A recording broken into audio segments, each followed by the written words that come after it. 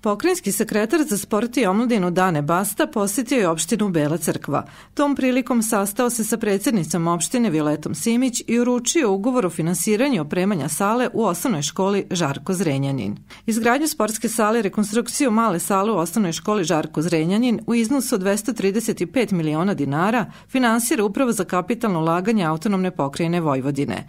Sekretar Basta i predsjednica opštine Bela Crkva Violeta Simić obišli su i završne radove na ovom objektu. Izuzetno nam je drago što je putem našeg konkursa za izgradnju, opremanje i održavanje sportskih objekata Bela Crkva konkurisala i što ćemo moći da pomognemo i opremimo kompleto ovu salu. Sala izgleda stvarno svetski.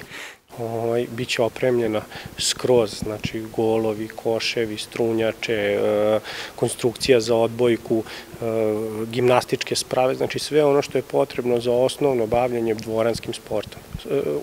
Sportovima u dvorani Bela Crkva dobija stvarno ozbiljnu infrastrukturu i Pokrajinski sekretarijat za sport i omladinu će u narednom periodu nastaviti da prepoznaju opštine koje nemaju ovakve uslove i da obezbeđuje takve uslove svude. Nova sportska sala povezana je sa rekonstruisanom malom salom, predviđena da ima tribine i 350 sedećih mesta i bit će jedan lep i impozantan objekat. Ja bih se prvo zahvalila Pokrajinskom sekretarijatu zato što smo dobili opremanje ove sale.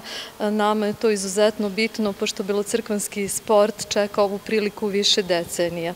Tako da sa opremanjem i sa ovom salom imamo uslove za bavljanje sportom naših mališana, što je nama budućnost i što je nama najbitnije.